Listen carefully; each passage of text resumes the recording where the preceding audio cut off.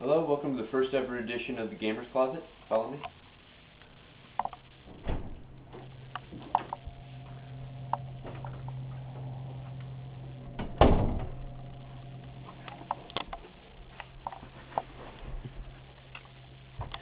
Alright, so today I want to talk about a Game Boy Advance game, okay?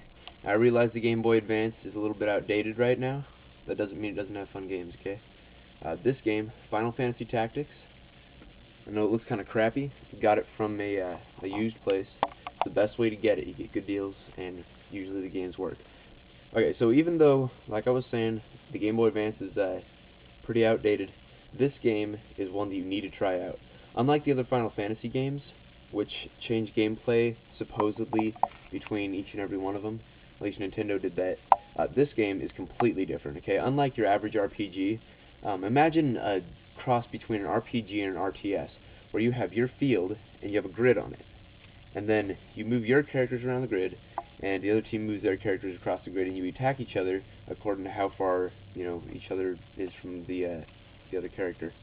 The attacks are a little bit different than some of the other ones in the Final Fantasy games. Some of the old attacks aren't there that you might expect. I haven't beat the game, but the things like I haven't seen jump yet. Some of the summons are different. But, that doesn't mean it's Final Fantasy. This game is great. One of the things that I really liked about this game was the storyline. When I first got this game, I got it after I'd had my DS Lite for quite a while.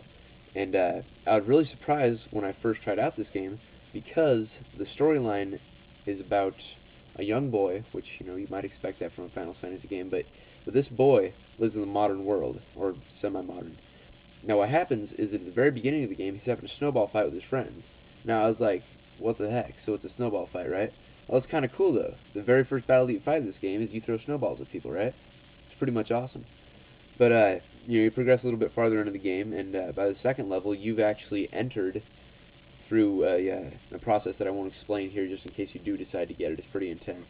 But you've actually entered the world of Final Fantasy as this kid. So this kid has played Final Fantasy in his real world, but he ends up in the Final Fantasy game in your Final Fantasy game. It might be a little bit confusing now that I'm explaining it, but it's actually pretty simple. Okay, another one of the things about this game is, like I said, it's outdated, but if you're buying all these DS games and stuff, you're going to see a little bit of repetition in the way the game lines are played out, the game lines. And this game pretty much breaks the rules that you would know about a regular game, especially Final Fantasy. I think that's just about all I want to say about this game. You get a lot of good gameplay out of it, and oh, one more thing.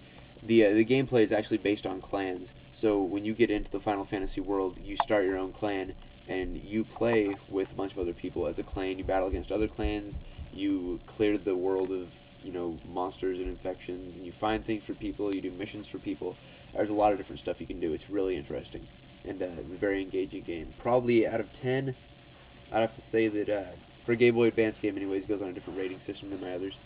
It's probably about an 8. I'm gonna give it an 8. It's a really great game, and you should definitely check it out. I'll see you next time in the Gamer's Closet.